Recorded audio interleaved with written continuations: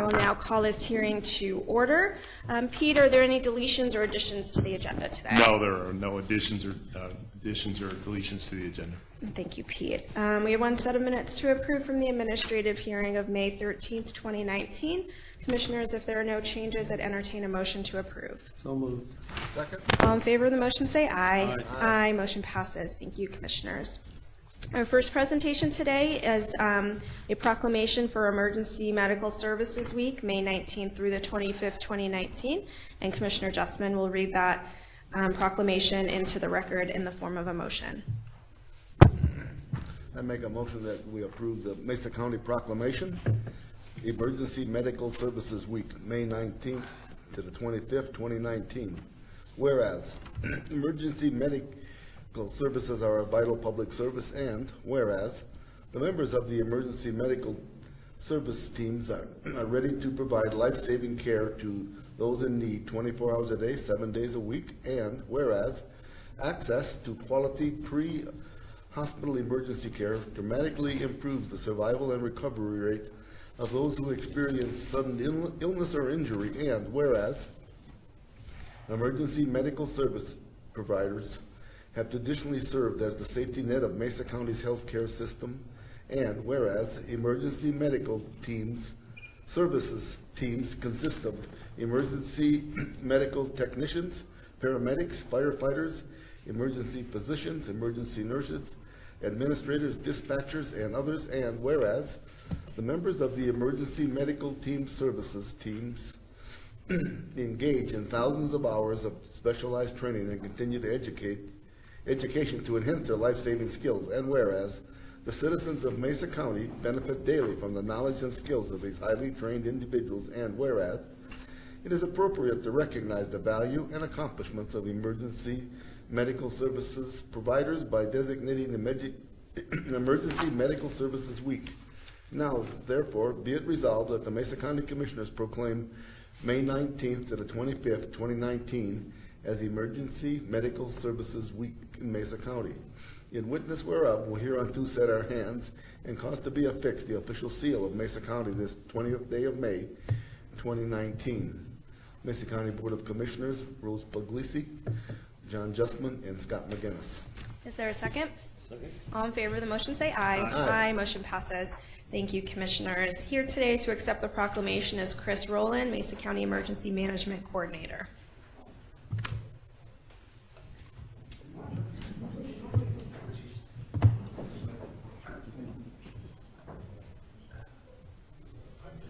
Thank you. We also have several of the Mesa County fire chiefs and providers here with us today that I'd like to have join me.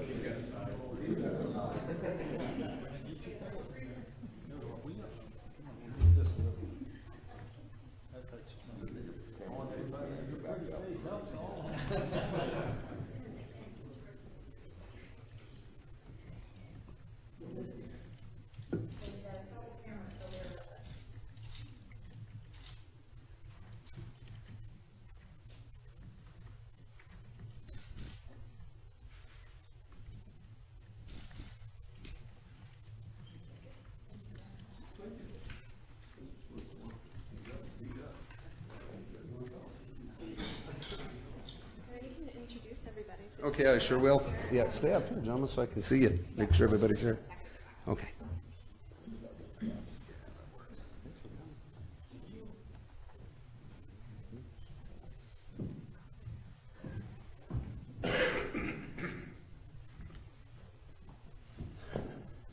Okay, Chris, you want to introduce your team? I sure will. I'm Chris Rowland, Mesa County Emergency Coordinator, EMS Coordinator. This is Chief Dave Getchell from Central Orchard Mesa Fire, Chief Frank Cavalier from Lower Valley, We have Chief Mike Harvey from DeBeck, Chief Charles Balke from Clifton Fire, Chief Ken Watkins from Grand Junction Fire, Deputy Chief Joe White from Clifton Fire. The gentleman in the back is our medical director, Dr. Graham Brant Zawadski. So these guys are actually ensure that all of the teams that we have in Mesa County for EMS perform, and they're the leaders. It's interesting in Mesa County because everything is fire-based EMS. So each fire department is in charge of an ambulance service area, and these gentlemen are responsible for overseeing their individual ambulance service area, and they do a terrific job. And we appreciate the proclamation today. Thank you. Thank you very much. Commissioner Dustman. Thank you all for being here and the jobs that you do, and I know you all work together when you have to, or if you get into a bind, everybody's willing to pitch in and help, and that's a good thing. And have a huge area in the county that all of you cover, and some of it's pretty remote and some of it isn't. So thanks again for all your job that you do. Okay, Commissioner McGinnis. Thank you, Madam Chair. It's pretty amazing, all the chiefs here, and the doctor, thank you for coming this morning too, but I just guess we probably have a couple hundred years of leadership standing in front of us. And obviously we all feel pretty safe with the teams that you lead, so thanks for your leadership out there, and we're reminded of it every day when we hear the sirens. And I don't know, years ago when I went to the police academy, they told us, they asked the class, what's the importance of a siren? And so the obvious answer we thought was, well, you know, to get through traffic. And the instructor said, no, that's not the primary purpose. He said it's an important purpose. He said the really important thing is so that people know help is on the way. And he said, you'll know the feeling, as all of you have experienced, when you're the first to arrive at a scene and you got your hands full, multiple injuries or whatever, and in the background you hear the siren coming in. Well, that's the same a lot of people and the citizens of this community feel when they hear sirens.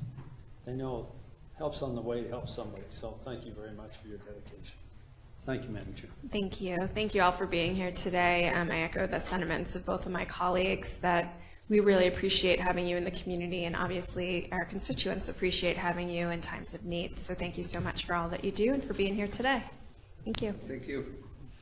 All right, our next proclamation today is Toastmasters Month, June 2019. And Commissioner McGinnis will read that proclamation into the record in the form of a motion. Thank you, Madam Chair. A Mesa County proclamation, which I move at this point in time. It's Toastmasters Month, June 2019. Whereas Toastmasters International is a nonprofit educational organization that teaches public speaking and leadership skills that benefit every member of its community. And whereas the mission statement of a Toastmasters Club is to provide a mutually supportive learning environment in which every member has the opportunity to develop communication and leadership skills, which in turn fosters self-confidence and personal growth. And whereas by helping people develop essential communication skills, Toastmasters International performs a valuable service for its members and those who hear the message of opportunity, initiative, and good fellowship. And whereas Toastmasters is built upon 90-plus years of outstanding achievement throughout the world and here in Mesa County. And whereas Toastmasters Youth Leadership Program is conducted annually to help our youth to develop lifelong leadership and public speaking skills so they can become visionary leaders of the future. And whereas Toastmasters Club jointly present communication and leadership workshops for the community to become competent speakers and leaders. And whereas Toastmasters clubs present at community events to encourage people to practice and perform public speaking at well-known events, such as Ignite, Western Slope and Toastmasters Leadership Institute, and speech contest events. And whereas after 9 decades of outstanding achievement, Toastmasters International has grown to over 15,400 clubs in 142 countries. And with more than 345,000 members worldwide and 170 clubs in the state of Colorado, as well as 3 clubs in Mesa County. Now therefore be resolved that the Board of Mesa County Commissioners do hereby proclaim June 2019 as Toastmasters Club in Mesa County and encourage citizens of Mesa County to join in this observance by attending and participating in a Toastmasters Club meeting during the month of June. Witness whereof, we hereunto set our hands and cause to be affixed the official seal of Mesa County this 20th day of May 2019. And signed by Mesa Board of County Commissioners, Rob Puglisi, Chairman, John Justman, Commissioner, Scott McInnes, Commissioner. Okay, is there a second? Second. All in favor of the motion, say aye. Aye. Motion passes. Here today to accept the proclamation is Reed Orr from the Mesa County Assessor's Office and members of our local Toastmasters clubs.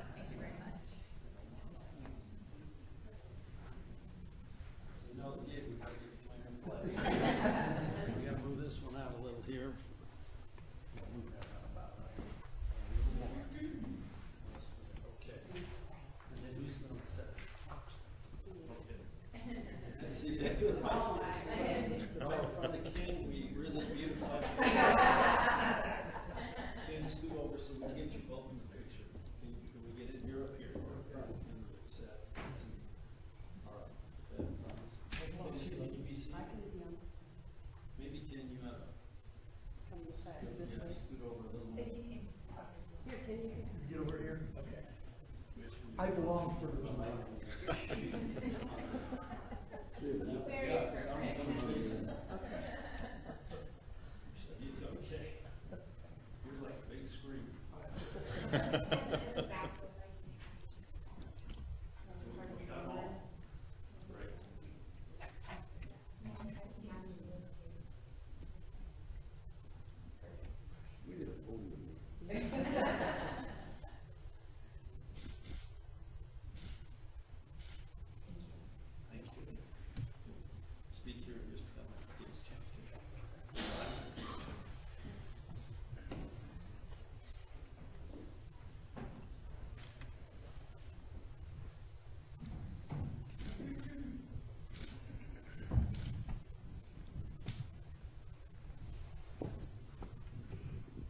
Okay, Reed, thanks so much for being here. Go ahead. Thank you. On behalf of all three clubs, we'd like to thank the commissioners for recognizing the importance of Toastmasters and what it serves in this community. Thank you very much. No, thank you. That was a quick Toastmasters speech. I've never been to Toastmasters. I just thought they were a little bit longer. We're under the two-minute time limit here, so. I love it. No, thank you. Thank you all for being here. Commissioner Justman, Thanks Hold for on, all hold on a minute, hold on. we're going to say nice things about you. Just don't run away. Thanks for all the work you're doing. It's an important part to get doing what you do and for the community, and thanks for all your time, and I'm sure you're all volunteers, so thanks. Thank you, Commissioner Justman. Commissioner McInnes. Thank you, Madam Chair. First of all, I think Toastmasters is really, really critical. When I served in the U.S. Congress, I was able to see a lot of people that had a lot of capability and were real, true leaders, except they really didn't know how to speak, and it really limited. On the other hand, I saw some people who, in my opinion, were pretty close to incompetent, but they could speak very well, and they rose to high places. And so, I was thinking of the first time that I went to a Toastmasters club in Glenwood Springs, and they actually, it was a morning club, and they actually had a guest speaker in there, and believe it or not, the guest speaker was promoting this new sports team we were having in Colorado called the Denver Broncos. That's how far back. But anyway, I'm a big fan. It does a lot of service to the people that take it, and I sure encourage our young people or anybody of any age to go to it, because it makes a big difference. Thank you very much for your dedication. Okay, thank you. Thanks for everybody coming. Thank you so much. All right. Our last proclamation today is Clinical Trials Awareness Day, May 2019. I will read that into the record. I move that our Mesa County Board of Commissioners accept the following Mesa County proclamation for Clinical Trials Awareness Day, May 20th, 2019. Whereas the future of medicine and health depends on an enduring collaboration and trust between researchers and patients, And whereas research integrity is paramount to achieving good science and valid evidence-based results, and whereas the ethical and responsible conduct of research involving human beings is essential in order to develop tomorrow's therapies and cures, and whereas by volunteering to participate in clinical research, patients make an essential and irreplaceable contribution to science and society, agreeing to take part in procedures that often have no known direct benefit to them as individuals, while at times putting themselves at some measure of risk. And whereas in return for this contribution and for the trust they place in researchers, research volunteers have a right to expect that they be treated ethically with justice and respect. And whereas the health and welfare be placed above all other concerns. Now therefore be it resolved that the Mesa County Board of Commissioners do hereby proclaim May 2019 as Clinical Trials Awareness Day in Mesa County, Colorado, in order to foster education and awareness surrounding the safe and ethical pursuit of new knowledge necessary for the development of treatment and cures. In witness whereof we hereunto set our hands and cause to be affixed the official seal of Mesa County this 20th day of May 2019. Signed by the Mesa County Board of Commissioners, Commissioner Rose Puglisi, Commissioner Scott McGinnis, and Commissioner John Justman. Is there a second? Second. All in favor of the motion say aye. Aye. Motion passes. Thank you, Commissioners. Here to accept the proclamation today is Karen Martzoff from the Public Information Coordinator at Community Hospital.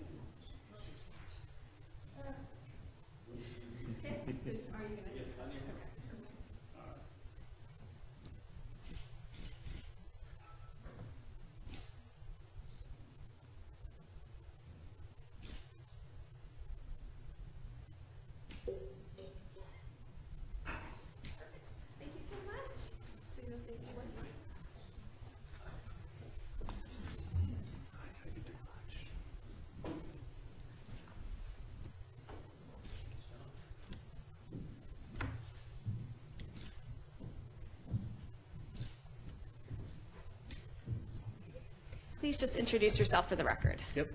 I'm Dr. Jonathan King from Grand Valley Oncology. Thank you for being here today and for this proclamation. Would you like to say anything? I would love to. Thank you to the County Commission for acknowledging this. I really, on National Clinical Trials Awareness Day, want to give the highest thanks to the patients who enroll in clinical trials. Patients and families make all the difference. If I look around the room and ask people here, I would venture to say that there's not one person in this room who has not either been personally affected by cancer or a loved one or a family member who's been affected by cancer. That's what we're out here to acknowledge and to get some more awareness about. Patients who enroll in clinical trials make the difference. If you guys look and read on TV and read the newspaper about the clinical trials advancements that are happening, that's all because a patient and their family were willing to enroll in those clinical trials. And we've made a huge difference. I've only been here in the Grand Valley for about 4 or 5 years, and in that 4 or 5 years, I see new drugs come out every single week to treat cancer patients. And it's only because of the dedication of patients, families, and awesome clinical trials staff that we can make that difference. So I appreciate you guys with this, making some more awareness about National Clinical Trials Day. And I hope that we can take this as a chance to really think about those people who've been affected by this, think about the future advancements of patients and of care of cancer, but all medical illness. And so I appreciate you guys taking the time out today. Thank you for being here today and for explaining the importance of research and clinical trials to our community and to other communities. Commissioner Justman. Thanks for being here. Our youngest son is a research scientist and works on neurological diseases, and I know he's been involved, that I'm aware of, at least 2 clinical trials, and the years it took to get there to even to do that, and the criteria and what you have to, I think he said if they have one person has a reaction, you have to go back and start over, and and then we wonder why everything. Excuse me.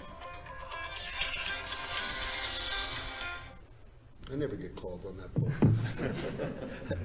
and what he goes through, and what was I've been to his lab, and of course I'm overwhelmed. I don't really know anything about it, but he told us the last time we were at his lab that I'm excited to go to work every day, and I said a lot of people can't say that, and I mean there's a lot of dedication in the lab and what they have to go through, and it's pretty mind-boggling to I used to be a farmer, and my son is our son is doing this, and it's pretty amazing what they do and the equipment that they have, and it's an amazing thing behind the scene what goes on. Thank you, Commissioner Justman. Commissioner McGinnis. Thank you. Well, thank you very much for your dedication, and I thank all of you that came here today. You know, it speaks for itself, the importance of it, and the amazing accomplishments that dedication have made over the history of medicine. And geez, I was just watching, my wife actually was watching a movie last night, Queen, where the gentleman passed away eventually of AIDS. But the difference, you know, between the 20 years or so have made in the treatment of that horrible disease. And so anyway, good work, keep it up, and thank you. Thank you. Thank you. All right. Commissioner reports. Commissioner Justman. Last week I went out to the Board of Human Services for an update on what's happening out there, and everything was looking positive, really. I went to the Western Interstate region in Spokane, Washington, and there was a lot of sessions to go to as they have these meetings. We had several on public lands and what different parts of the country, what they are doing, the healthy force, and what we can do to make things better there. The Forestry Service gave us a report.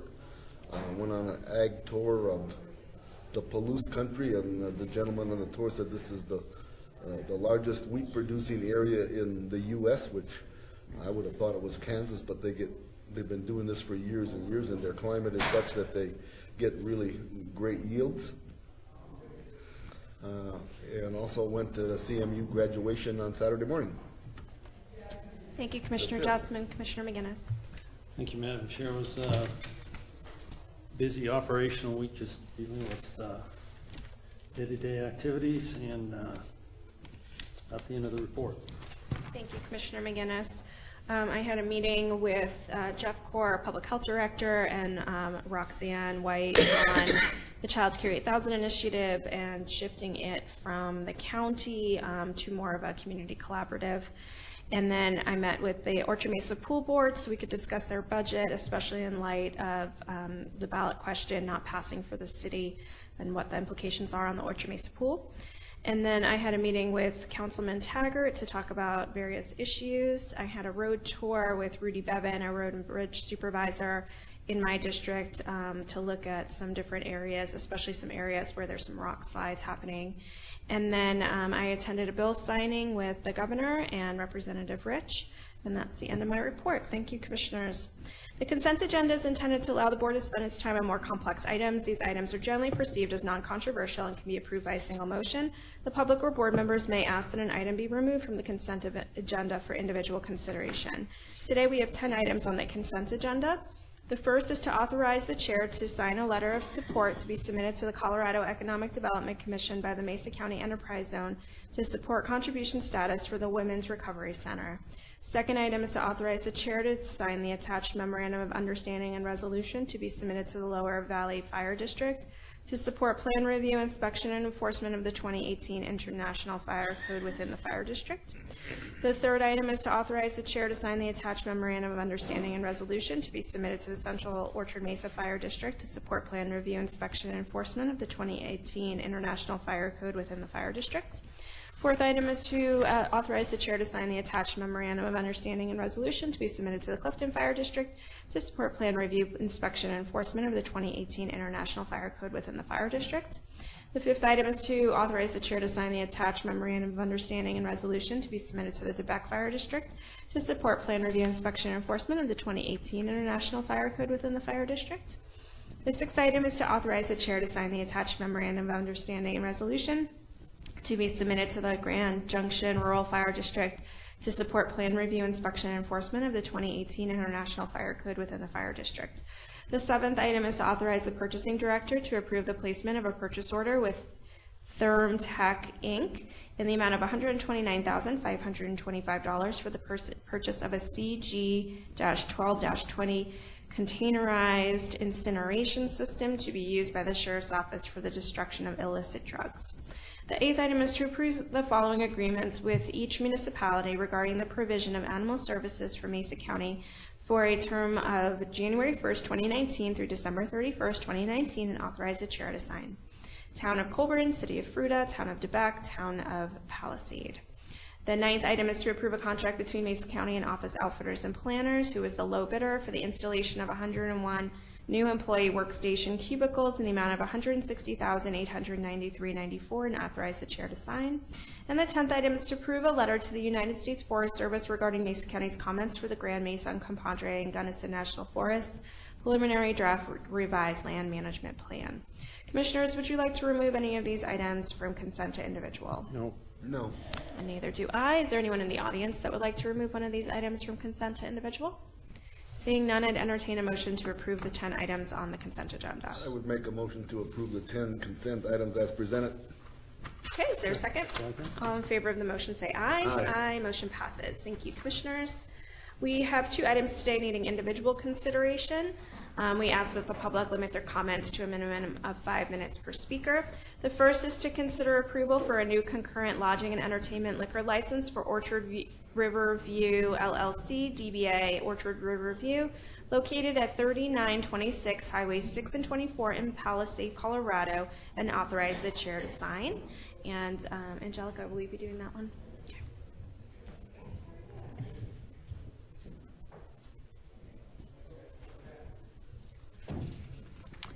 And here with us today to present this item is Angelica Jestroferich. I totally messed that one up. Liquor licensing clerk. Good morning. Yeah, I'm Angelica Jestrovich. I'm the backup clerk to the board and liquor licensing clerk. The application for your consideration is to approve a new concurrent lodging and entertainment liquor license for Orchard Riverview at 3926 Highway 6 and 24 in Palisade. In your packet is the application and copies of the required documents. The applicant has also brought 9 pages of signatures that they collected in support of the venue. Local reporting agencies have signed off on the application as it meets the criteria set forth for a new concurrent lodging and entertainment liquor license. There are no concerns or issues with the application. Their fees are paid and the file is complete. If you have any questions for me, please let me know. Otherwise, Dennis and Stacey Clark are in the audience and they can answer your questions. Okay, thank you very much. Angelica, are there any issues with this application at all that we should be aware of? There weren't, no. Okay, sounds good, thank you. Okay, will the applicants please come up? Just introduce yourselves for the record, please. Good morning, Dennis Clark. Stacy Clark. Okay, would you like to talk to us a little bit about your application? We've just been, as you know, progressing along here with our wedding venue and had decided that we probably ought to apply for a liquor license so we would have the opportunity to sell and handle that. And everything's been going along smooth, I guess. So. Well, that's good to hear. Thank you. County Attorney Coleman, any issues that we need to be aware of? No, Madam Chair. The Okay. one issue regarding the needs of the neighborhood was answered and the proper documentation was submitted. Perfect. That's what I like to hear. All right, any questions? Commissioner McGinnis. Thank you. I just, as I do with all the applicants, you know, we kind of have strict adherence when you serve the alcohol and so on. So as your business goes on, make sure nobody cuts any corners and kind of have zero tolerance of people that are violating any of those kind of rules. It's for the benefit of everybody. Most definitely, we certainly don't want to have any issues at all out there. So, Good. Well, thank you, and good luck with your business. Right, thank you. Okay, Commissioner Justman, any questions? I think Commissioner McGinnis pretty well stated it, and I think it's will be a good addition for your what you're doing out there, and I think the community will like it and support you, so good job. Okay, thank you so much. Thank you. All right, is there anyone in the audience that would like to discuss this item? Seeing none, I would entertain a motion to approve. So moved. Is there a second? Second. All in favor of the motion, say aye. Aye. Motion passes. Thank you, Commissioners. Our second item today is to consider the approval of a lease agreement between Mesa County and Peachtree Center LLC for $14,280 annually for a term of 3 years to open the Clifton Satellite DMV office and authorize the chair to sign. We have with us Tina Peters, our Mesa County Clerk and Recorder, to present this item. Please come up to the podium. Thank you, Tina.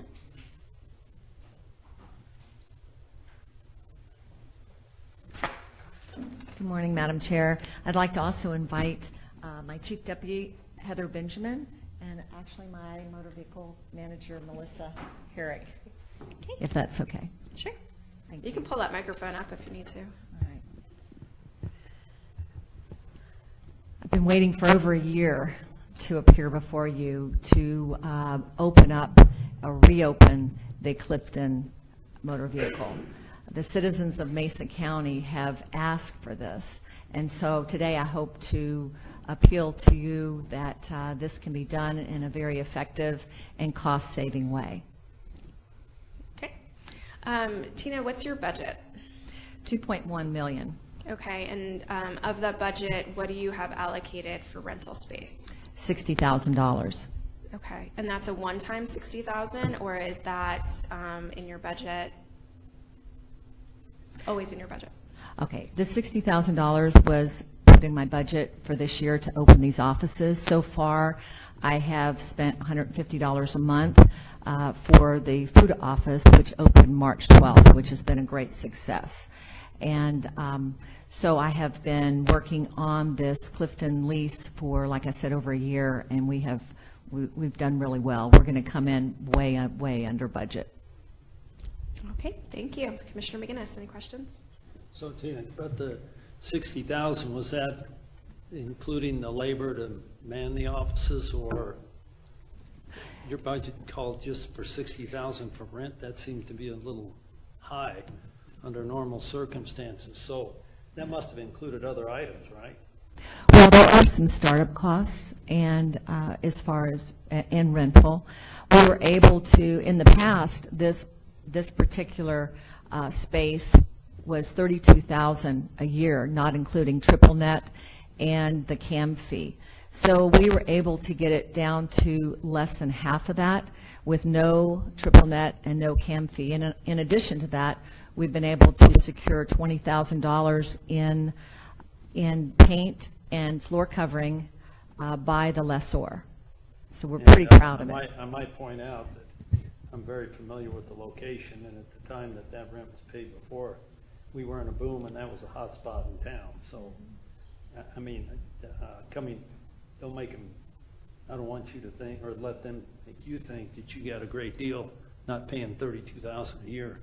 They're getting a good deal having you as a tenant, I think, and Clifton, I think, will be well served. So I appreciate very much the office being open. But, so the 60,000, where would the start? Kind of give me a capsule, complete capsule of Clifton. I mean, what were our startup costs, and while they paid it and everything, did they build that then into your rent going forward, or give me a little familiarity with that? No, that is not included in our rent. So we were able to reduce our opening cost to $3,318 to open this office. Do you remember what it was before that? It was like it was like $20,000. So we have literally pinched pennies and negotiated to. We're actually, and I noticed that that $100 and some has been in the consent agenda this morning for desks and things like that. We've actually gone to what we lovingly call the boneyard to pick out used chairs and desks for our offices. You just said 3,000 and then Yes. 20,000 came. Now, I'm confused between those two numbers. Okay, so we're able to reduce the opening cost to $3,318 by being able to utilize things that we already had. We, instead of having the Q-matic system out there, we'll have the pull tab and a monitor. Now, So- the question would come down, what's the 20,000? The 20,000 is for the cost of paint and carpeting, and the lessor is paying for that. That was an agreement that we, Okay, so you got turnkey operation, $3,000, and this is the lease payment. yes. All right, thank you, and I think it's terrific. I appreciate the effort, and I appreciate you getting things out of the boneyard. And as you can tell, we use a lot of those items in this building. So. Yes. Thank you, Madam Chair. Thank you, Commissioner McGinnis. Commissioner Justman. I think you've answered all the questions I had, so. Great. Rather than be redundant, we'll just take it at that. Thank you. I appreciate that, Commissioner Justman. Okay, is there anyone in the audience that would like to speak on this item? Seeing none, I would entertain a motion to approve.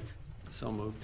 Is there a Second. All in favor of the motion, say aye. Aye. Aye. Motion passes. Thank you, Commissioners. Congratulations. Thank you. We appreciate it very much. Okay.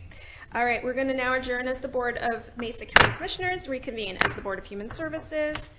We have 8 items on the consent agenda. The first is to approve a contract between Mesa County and G Youth LLC for child welfare core services in an amount not to exceed $55,000 and authorize the chair to sign. Second item is to approve a contract between Mesa County and Aerial Clinical Services for child welfare core services in an amount not to exceed $600,000 and authorize the chair to sign. Third item is to approve a contract between Mesa County and the Behavioral Health and Wellness for child welfare core services in an amount not to exceed $60,000 and authorize the chair to sign. Fourth item is to approve a contract between Mesa County and Hilltop Community Resources for child welfare core services in an amount not to exceed $85,000 and authorize the chair to sign. Fifth item is to approve a contract between Mesa County and Laura Mogden Counseling Services for child welfare core services in an amount not to exceed $60,000 and authorize the chair to sign. The sixth item is to approve a third amendment to the contract between Mesa County and Griffith Centers for Children for child welfare core services parenting time in an amount not to exceed $150,000 and authorize the chair to sign. The seventh item is to approve a third amendment to the contract between Mesa County and Hilltop Community Services for child welfare core services parenting time in the amount not to exceed $125,000 and authorize the chair to sign. The eighth item is to approve a third amendment to the contract between Mesa County and Aerial Clinical Services for child welfare core services parenting time in an amount not to exceed $250,000 and authorize the chair to sign. Commissioners, would you like to move any of these items from consent to individual? No. No. Anyone in the audience? Okay, with that, I would entertain a motion to approve. To make a motion to approve the 8 consent agenda items as presented. Okay, is there a second? All in favor of the motion, say aye. Aye. Motion passes. Thank you, Commissioners. We will now adjourn as the Board of Human Services and reconvene as the Board of Mesa County Commissioners. We have one briefing item today. Briefing items are intended to allow this board to give staff guidance in day-to-day operations of the county or to hear general presentations from others. We have a briefing from our esteemed Mesa County Assessor, Ken Brownlee, and Jeremy Cottle, Mesa County Budget Manager, regarding the implications of Tabor and potential refunds for Mesa County residents. Madam Chair, may I add something Sure. while we're Please. beginning this? So this is our second meeting on a regular Monday, reaching out, trying to get some input on the Tabor. I'd like to have another one. I have heard from a constituent that says, hey, can there at least be some discussion in regards to how the county spends or other county needs? My primary focus is the jail, but I'm a hearing like that. And then, you know, we're trying to do this as much outreach as we can. So if we could do something like this in addition to this one, I think it'd be helpful, at least for the constituents I've talked to. But I wondered, Patrick, what's the deadline? We've got to make a decision of the language and so on. August 27th is the deadline for placing the ballot measure language on the ballot. So the board's ability to advocate and promote any kind of a ballot question would cease at that point, subject to the Fair Campaign Practices Act's restrictions. So essentially you'll need to come up with, if you're going to place an item on the ballot sometime prior to August 27th. Thank you. And then I'd add, Madam Chair, I appreciate how you're handling this. That you're setting this up and to reach out, and I think that's the way to do it. We'll have a little gap here with Memorial Day and so on, but we have plenty of time to have the outreach, and so I appreciate you doing that. Thank you, Madam Chair. Thank you. This is definitely a team effort. We just want to do what's best for our community, and I think all three of us are very invested in that. All right, so Ken, come on up. Sorry, we thought we gave you enough time talking that you could walk up there. You bet. Well, actually, the functions of the assessor are to discover, list, classify, and assess all the taxable property in the county. And as such, we obviously maintain a database of the location of all the property and the address and location of not only the property, but the taxpayers. We send those notices of value out all the time, and we do everything we can to make sure those databases are up to date. We don't do Tabor refunds. We do value. Tax payments, that's Sheila. And of course, you'll determine how any Tabor refunds or that sort of thing would transpire. There's Jeremy has got we've helped him provide information from our database, and he's mined it for items that we don't normally look at. I can tell you who the highest taxpayers in the county are. We maintain that, as well as things like new wells drilled. Why don't you tell us as we're going? I'm sorry? Why don't you tell us as we're going through? Sure. Well, the highest taxpayer in the county, once again, this year is Laramie Energy by a significant amount. And as a matter of fact, they drilled in this time period for which the taxes are due for 2019. Before I give you numbers, let me caveat that these are working numbers. We're working through those right now. They'll be certified and finalized by December. We'll have a much better picture by August when we finish working through these, the numbers we're in the process right now. But during this taxing cycle, Laramie drilled 127 new wells, and that represents over $44 million just in new wells. 1 year for that new wells. They're significantly higher for that in their total assessed taxable property. And when I say 44 million, that is assessed value. The actual value of those new wells is about 58 million. So. And so I'm looking for specific information. That's why I'm kind of interrupting you. So explain real quickly the rule you explained to me about the new wells and that revenue. Well, the new wells, and Jeremy's probably more familiar with this because I look at these. I'm aware of the sheets. I look at the sheets, but each taxing entity, for example, I'm assuming Jeremy would do that for the county, would actually fill these sheets out, and there's one of the lines on the budget sheets, for example. As you work through the 5.5% restrictions and the Tabor restrictions, is the local growth, and the value from new wells, from first-year wells, with DOLA permission, is counted as local growth. So that would, from Laramie alone, would be $44 million in new wells. That would not that would come off the 5.5 and Tabor restriction. That's a pretty critical. Then would you tell me, so you tell us the highest taxpayer, what of the top 10 taxpayers, how many are oil and gas? Do you have any? They're off the top of my head, Laramie, Karis, although I think Laramie may have just purchased Karis, Colburn Valley Gathering. I think I've got some, I could do a little better with this. The top taxpayers for 18, Laramie Energy, XL, Union Pacific, Quest, Grand Valley Power Lines, that's Colburn Valley Gas, Heimlich and Payne International Drilling, Enterprise Gas Processing LLC, Karis, and then number 10 is Mesa Mall. So those have been very consistent with I think I looked in the out of the 14, the top 10 are energy companies. So, and it's consistent. It's been very consistent. Laramie this year will be, preliminary numbers, double the number 2 from last year. Thank you, Madam Chair. Thank you. So Commissioner McGinnis, you kind of requested this one. Is there anything else that Ken needs to put on the record No, for you? actually, I think that explanation of that rule Okay. of growth is pretty important. And we want to remember that in December because as Right. Ken explained to me, look, if you don't fill out that little form and for dole of permission, and we want to be careful about that, that'd be a cost in the state.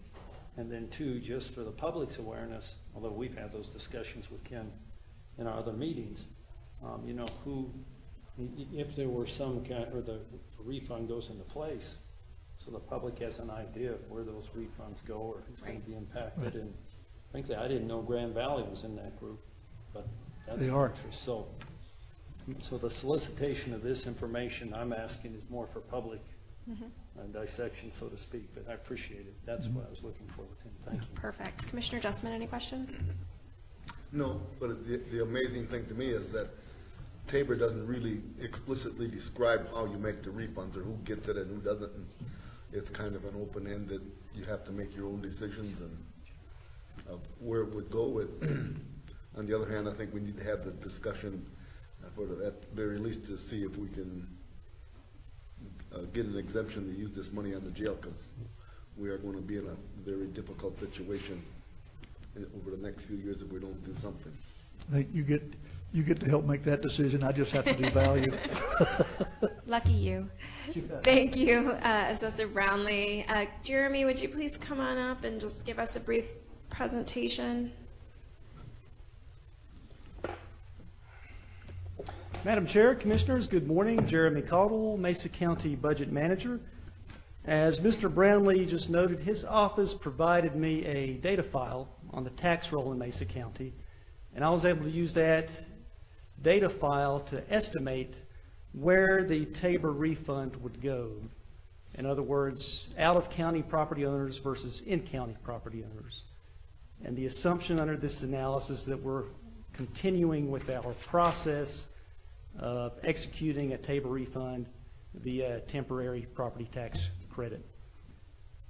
And just for information, for the Tabor refund for excess 2018 revenues, we're looking at a refund of about $4.5 million.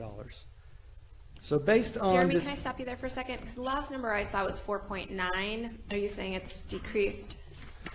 based on whenever I first did this analysis, 4.9 was what we were originally looking at. And through April, I believe that number has decreased, but I can verify certainly with the finance department. Well, and I understand that that number continues to fluctuate up and down, so Sure. that's why I was just asking. So at this point in time, you believe the number is 4.5 million? Yes. Okay. Yes. Perfect. Thank you. So based on this analysis, I was able to determine that approximately 36% of the Tabor refund would go to out-of-county property owners, and that equates to about $1.6 million of that Tabor refund going to out-of-county property owners. If we look at the 20 highest property owners who would receive the Tabor refund, most of those companies mirror what Mr. Brownlee just noted as far as our highest property owners. And those comprise industries in the oil and gas, telecommunications, electric utility, railroad, retail, and commercial development industries. And altogether, those 20 highest would receive about $674,000 in the Tabor refund.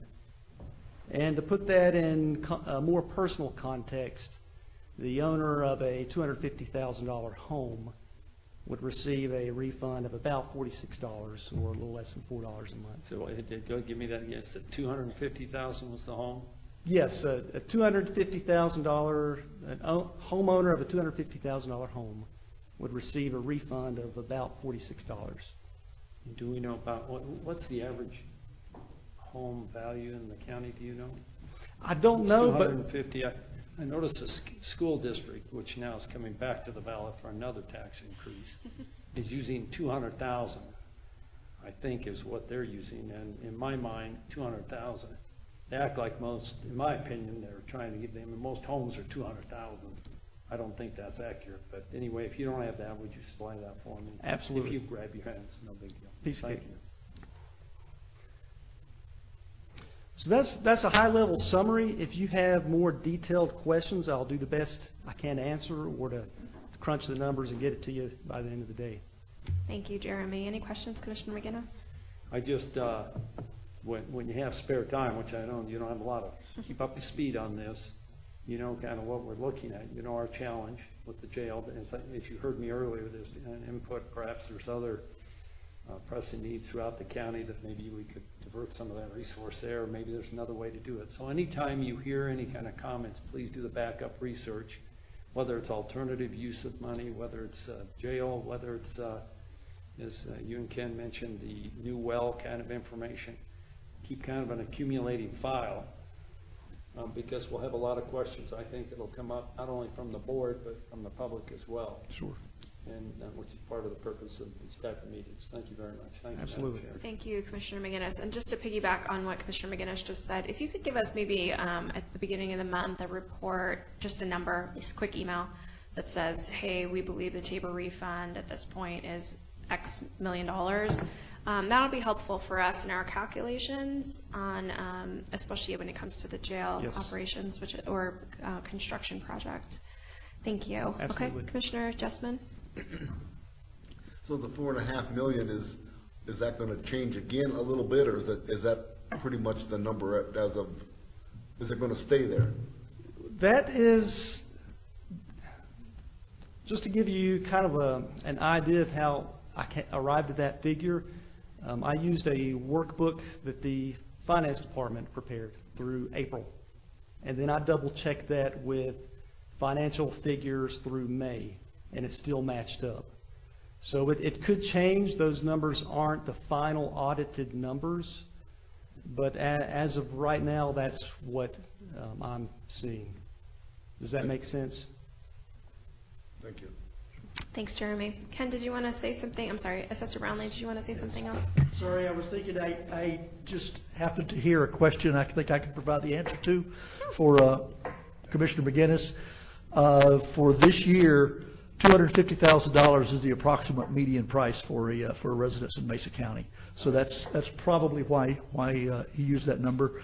But that's not the average, but it's the median. So, you bet. Great, thank you guys for the presentation. I'm sure we'll have you back up here for more questions as we progress, so thank you. All right, that will conclude our briefing item. Individual items needing consideration. Dennis, come on up. Unscheduled. I'm sorry, what did I say? Sorry, unscheduled business. That's what happens when I don't look at my agenda. I'm Dennis Simpson, live in Mesa County. Tabor is the topic I want to also discuss.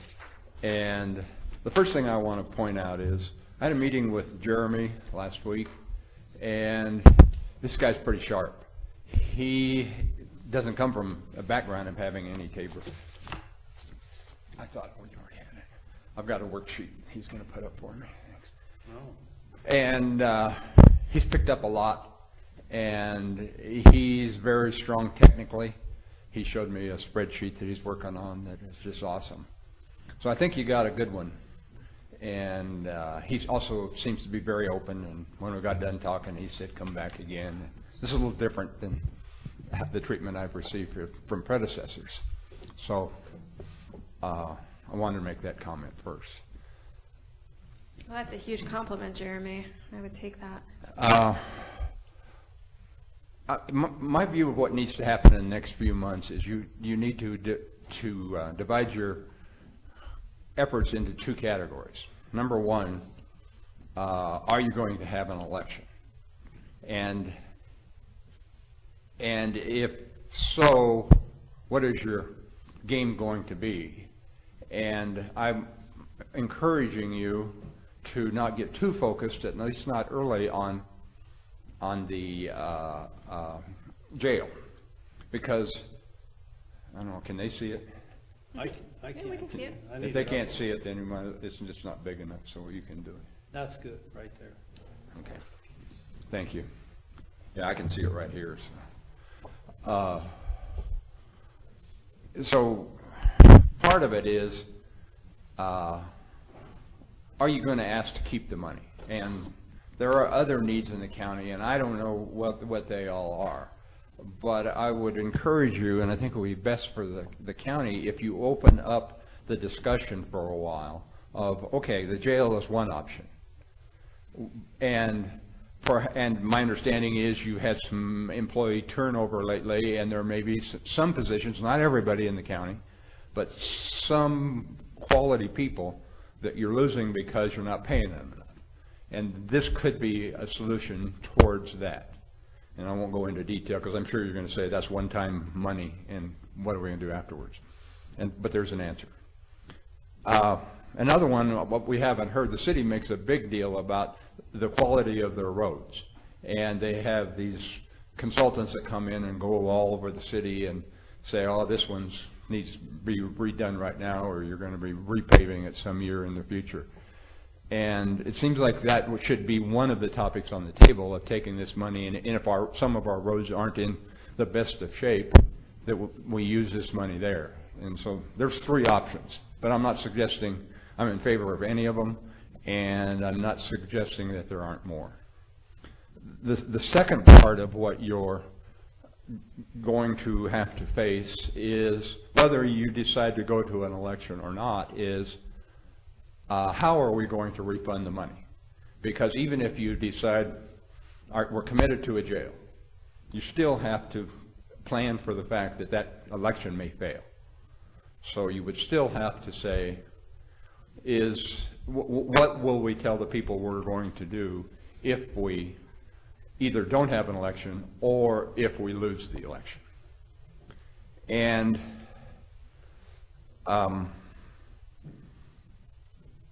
I think time needs to be allocated in an open arena, and I've talked a little to Scott, and I think he's in agreement that opening up the topics without already having decided this is what we're pushing for would be the best, most healthy way to address this process.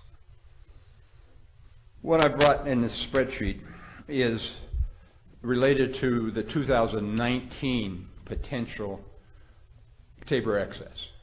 And I want to make sure what I read in the paper, but I didn't hear anybody here say that, but what I heard in the paper last time you talked about Tabor is you think because of the passage of the state grant ballot issue last year, that kind of took Tabor off the table, at least for a while.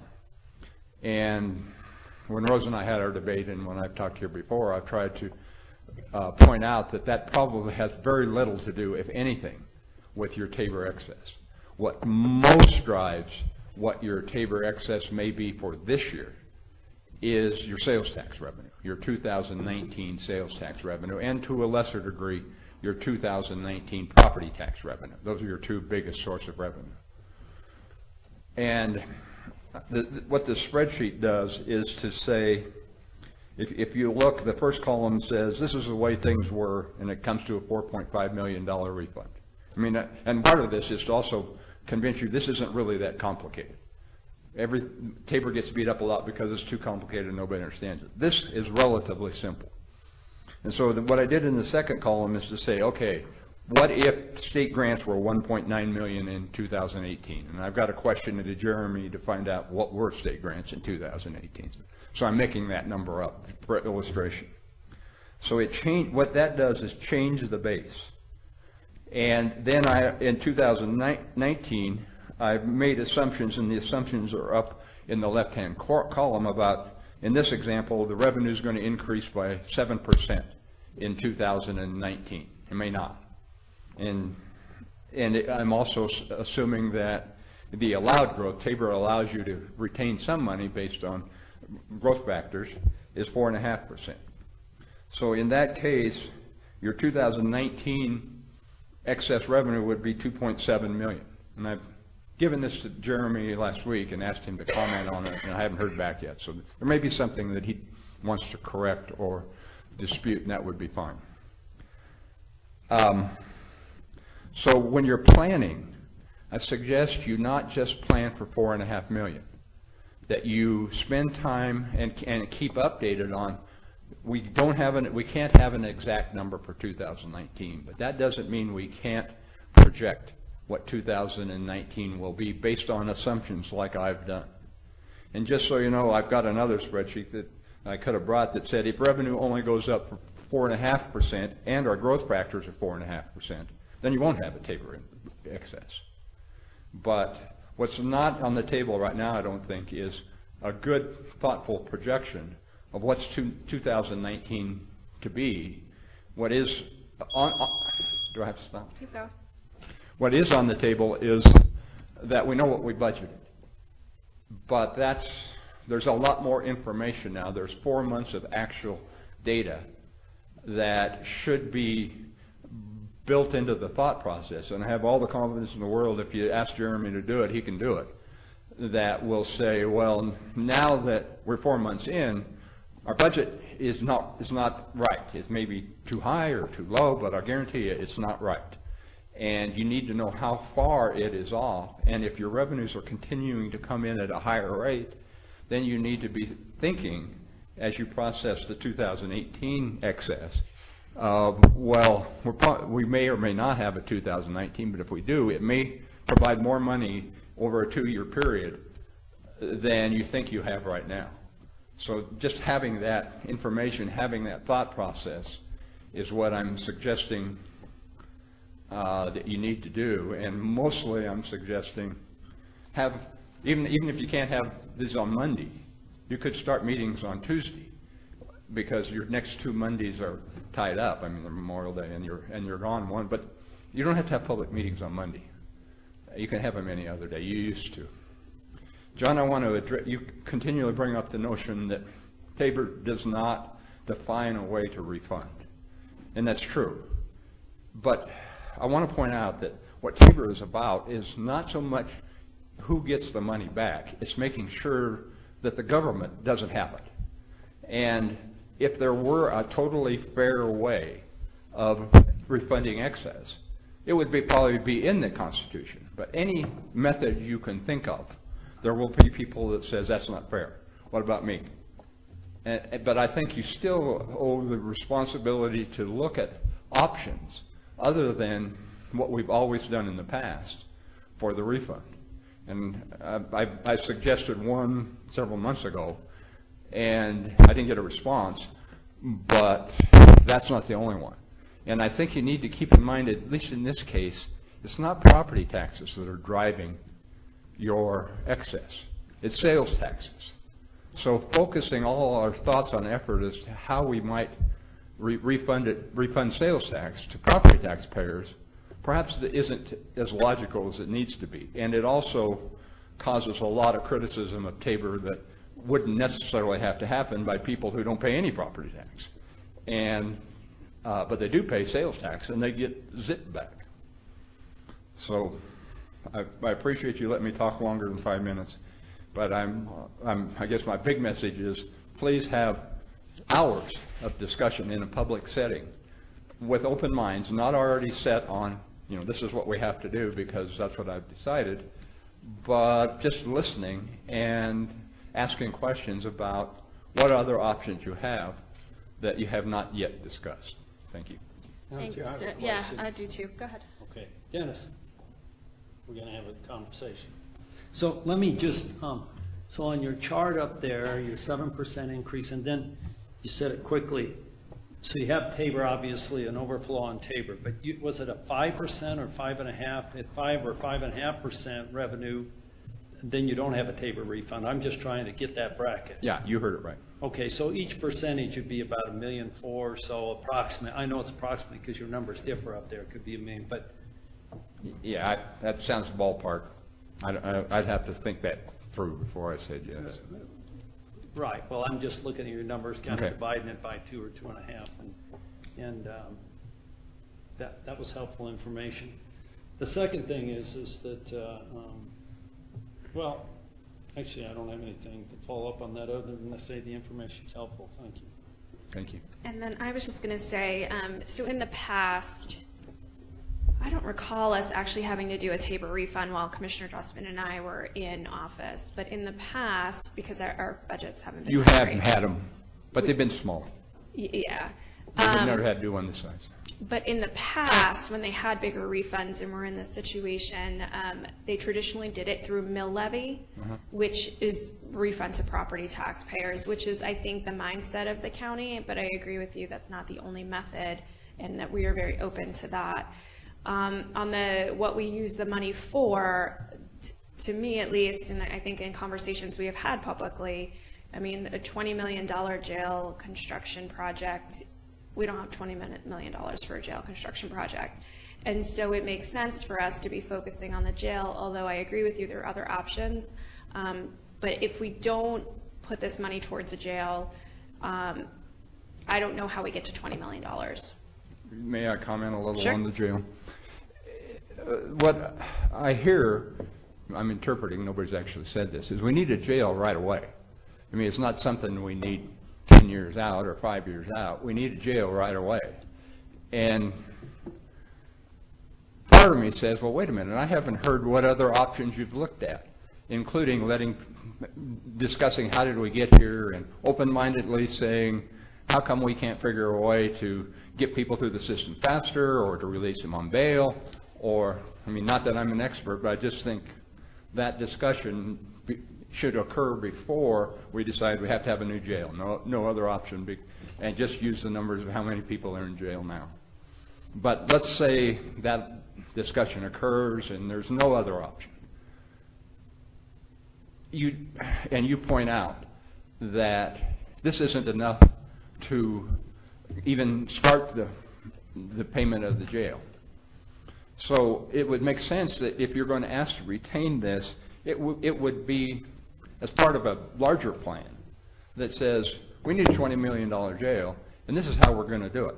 And we're going to build it in 2020, or whenever we're going to do it, because you get too much further out than that, then people like me and others are going to say, you really need a jail, but you're not going to build it until some undefined day after 2020. So if the jail ends up being the solution, it almost has to be tied into some kind of a bond issue. Because, I mean, I guess it's possible to find a lot of other areas in the budget that you can cut, capital or otherwise. But then the question becomes is, you mean all this stuff you've been spending and talking about spending, you really don't need that bad? And so that's kind of my view of, you don't have enough money to build the jail. And just saying we're going to keep this money for the jail isn't thought through enough. Well, and I think in the larger conversation, we can address more of that. There is a plan. It may or may not include a bond, but preferably I'd like to get there without. And I think that there's some ideas on the table on how to get that, and this is part of that idea.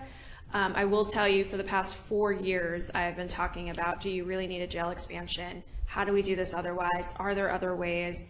I work on the state level to address it. I work locally to address it. I feel like we're at the point where we really, truly, there's no other choice. Because if there was another choice, believe me, this is not my choice to expand the jail. But I guess I'm asking that you let community members in on how did you reach that solution, and have a mind open that perhaps you didn't think of everything. Madam Chair, can I add a point? Well, to address this, first of all, we have a lot of expertise on that very question.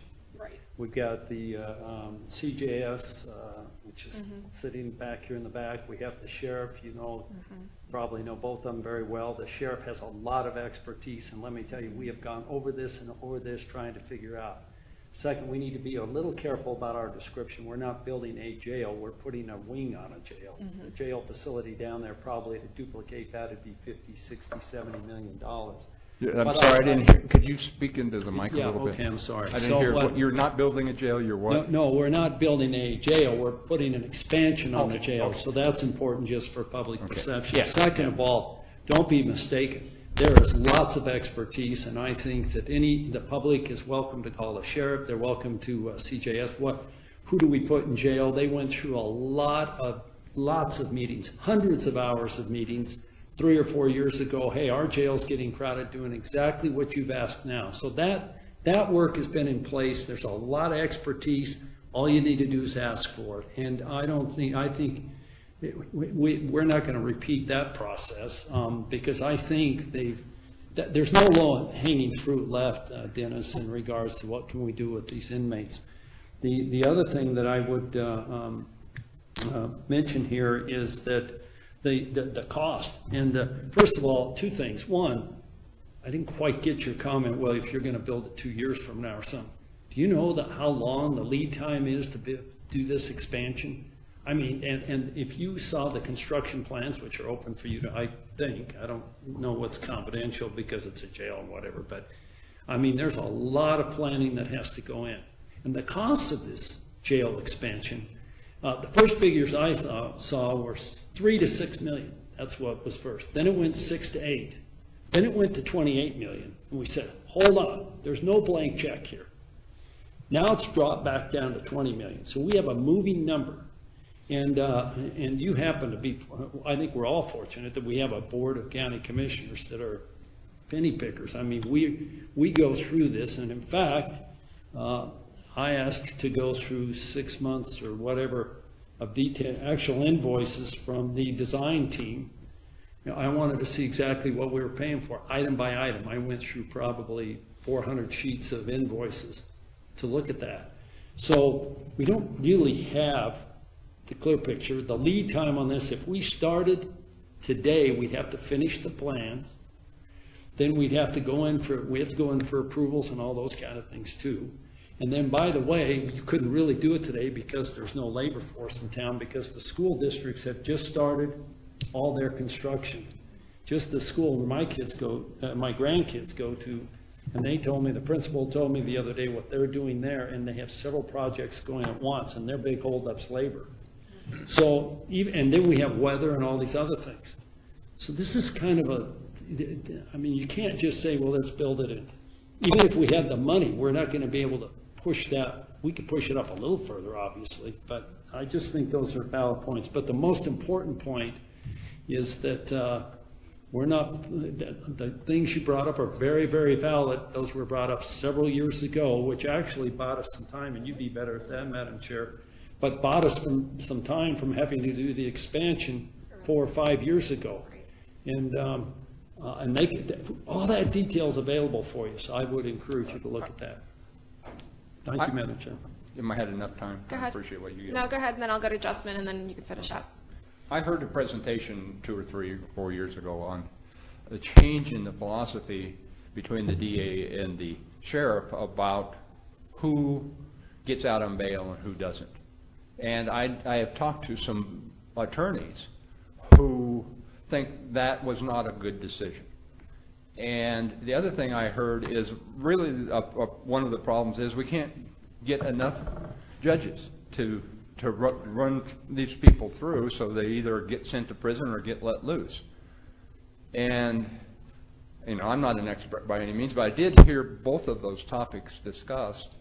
And rather than be told that I can go talk to the sheriff, I'm asking that the commissioners, even though you may have heard much of this as you want, is that you, in a public setting covered by the press, go through these other options that you have looked at and why it is that we cut way back on our bail bondsmen. And what the message I heard when I heard the speech, just so you know, is we don't really like bail bondsmen. They're kind of slimy and they take too much of the pie.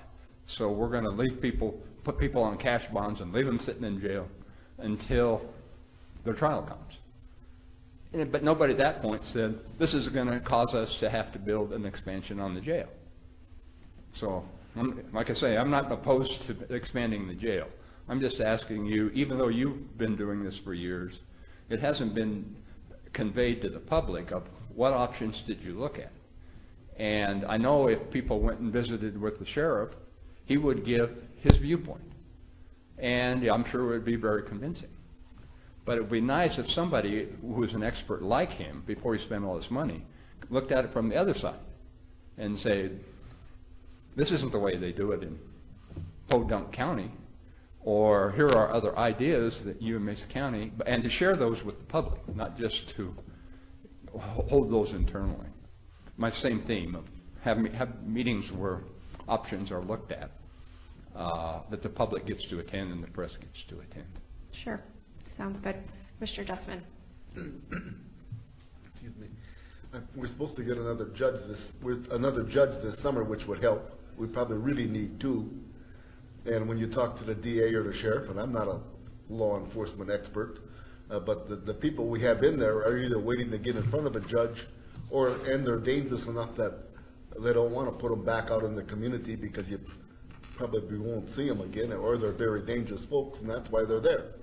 And I think the system we have in Mesa County takes the less dangerous people and they go through the criminal justice program where they get to work and they learn how to do something. And I've been told for the first time in their life they have some structure.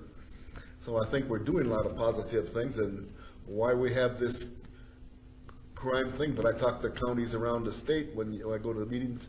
Almost every place is having the same problem, or it's a national problem too. And you have the mental health issue in the jails, and that's a discussion nationwide. And it's not a simple thing to fix, that's for certain. And we are definitely looking at it and talking about different options. But I don't think personally I want to go down and tell the DA I think you have too many people. Let them bond out, get out when they're very dangerous people. And I agree with his philosophy on that. I had one of the former, a judge that I know, and he's much more liberal probably than the commissioners here, but we just need to let people bond out or plea bargain. Well, I don't think that's our job to make our plea bargain policy. I think that's our DA's job. Okay, thank you, Commissioner Justman. Thank you, Dennis. You're welcome. All right. Is there any further unscheduled business to come before this board? Seeing none, this hearing's adjourned. The